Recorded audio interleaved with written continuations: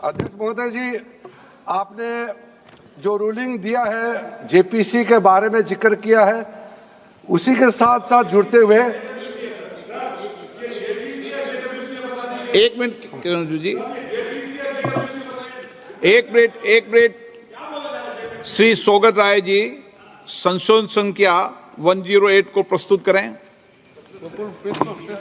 आप बोल रहे थे ना? हाँ, under Rule 77(2) of the Rules of Procedure, I propose that the Waqf Amendment Bill 2025 be recommitted for the purpose of eliciting further opinion thereon. Okay, माननीय मंत्री जी अब 12-16 पर अपना वक्तव्य दें।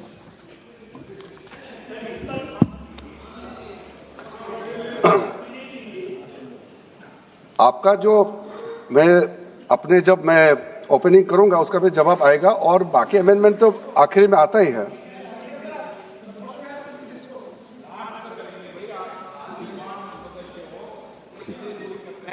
चलिए माननीय मंत्री जी।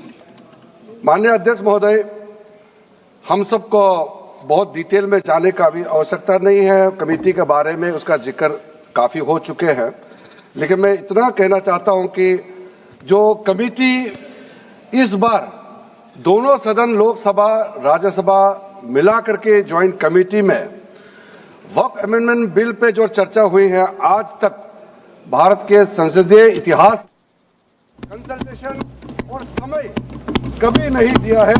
इसलिए मैं जो ज्वाइंट कमेटी में जितने मेंबर्स दोनों सदनों के लोकसभा और राज्यसभा में जो सदस्य उस कमेटी में थे, मेरे तरफ से सरकार की ओर से मैं धन्यवाद देता हूं, अभिनंदन करना चाहता हूं।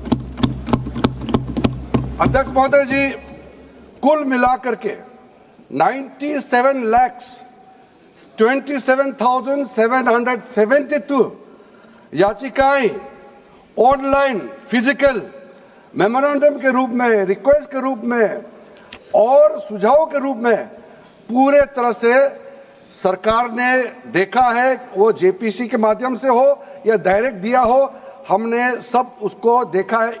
इससे बड़ा कभी भी, इससे ज्यादा संख्या में किसी भी बिल के ऊपर में लोगों का याचिकाएं नहीं आया आज तक।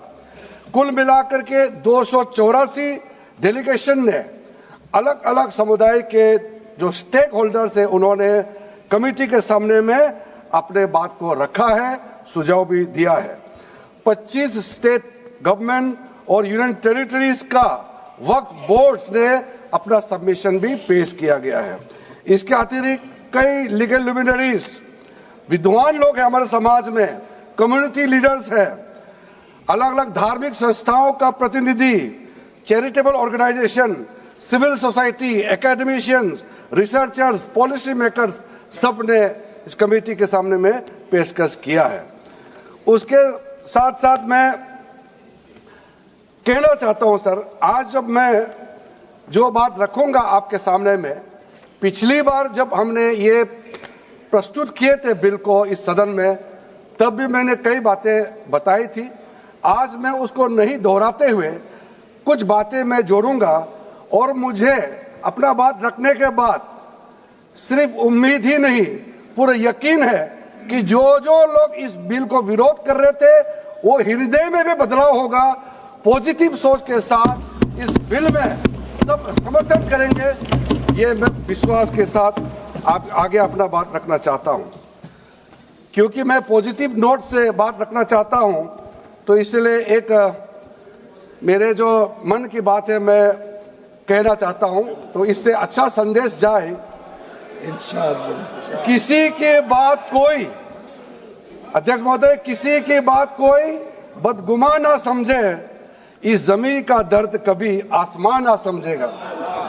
ये मैं दिल से कह रहा हूं, क्योंकि अच्छा सोच के साथ, बड़ा दिल के साथ, खुले मन से मैं ये प्रस्ताव आपके सामने में पेश कर रहा हूं।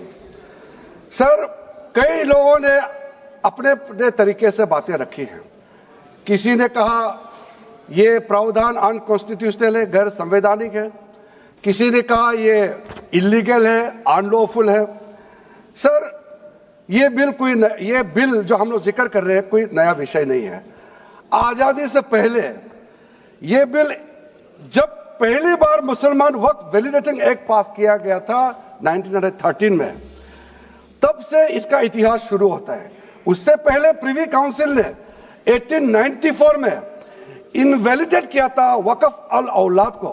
बाद में उसका प्रॉपर लीगल फॉर्म में 1913 के बाद फिर 1923 में द मुसलमान वक्फ एक्ट लाया गया था, जिसमें अकाउंटिंग और ट्रांसपेरेंसी के बारे में ये जोर उसको देते हुए ये एक्ट पास किया गया था। उसके बाद 1930 में द मुसलमान वक्फ वैलिडेटिंग एक्ट लाया गया है, जो रीइंफोर्स करता है legal validity of the family वक्फ।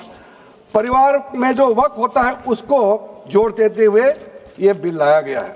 उसके बाद आजादी के बाद 1954 में 1954 में वक्फ एक्ट पहली बार आजाद भारत का एक्ट बनी और उस समय स्टेट वक्फ बोर्ड का भी प्रावधान उसी 1954 एक्ट में प्रावधान किया गया था।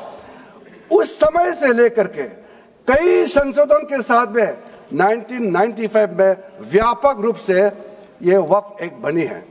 तो उस समय किसी ने नहीं कहा कि ये एक्ट अनकॉन्स्टिट्यूशनल है, किसी ने नहीं कहा उस समय ये अनलॉफुल है। आज जब हम उसी बिल को सुधार के ला रहे हैं, तब आपको ये अनकॉन्स्टिट्यूशनल अनलॉफुल का ये शब्द इस्तेमाल करने का आपको ये नौबत कैसे आया, ये सोच क्यों आया? अगर आप सच्चे दिल से सोचते और मन साफ होते तो आप तर्क पे जाते। इस संशोधन बिल में जो जो तर्क है आप उसमें बात कीजिए, आप उसको छोड़ के जो कोई लेना देना नहीं है बिल में, उसका बात आप लेकर के लोगों को गुमराह करने का, बरगलाने का काम जो किया है, उसको मैं शुरू में साफ करना चाहता हूं। अध्यक्ष महोदय जी, 1995 में ट्राइब्यूनल का पहला व्यवस्था किया गया है ताकि वक्फ बोर्ड का कोई भी निर्णय किसी को अगर पसंद नहीं है या उसको चैलेंज करना चाहता है तो वक्फ ट्राइब्यूनल वहां आप जा सकते हैं। उसका प्रावधान पहली बार हुए हैं और उस समय यह भी फैसला हुआ कि 5 लाख से ज्यादा आमदनी किसी वक्फ प्रॉपर्टी में है, उसके लिए सरकार एग्जीक्यूटिव ऑफिसर्स अपॉइंट किया जाएगा। ये भी 1995 में शुरुआत की है। अध्यक्ष महोदय जी, ये आज एक ट्रिगर पॉइंट क्यों हुआ है? ये अमेंडमेंट बिल लाने का आवश्यकता सबसे ज्यादा शुरुआत कहां से हुई? मैं संक्षेप में बताना चाहता हूं। 2013 में, 2014 में हम सब चुनाव में गए और चुनाव में जाने से पहले 2013 में कुछ कदम ऐसे उठाए गए हैं जो आप सुन करके, आप सदस्य के रूप में भी और इस देश का नागरिक होने के कारण आपके दिमाग में यह बात जरूर सवाल उठेगा कि ऐसा कदम क्यों उठाया गया है।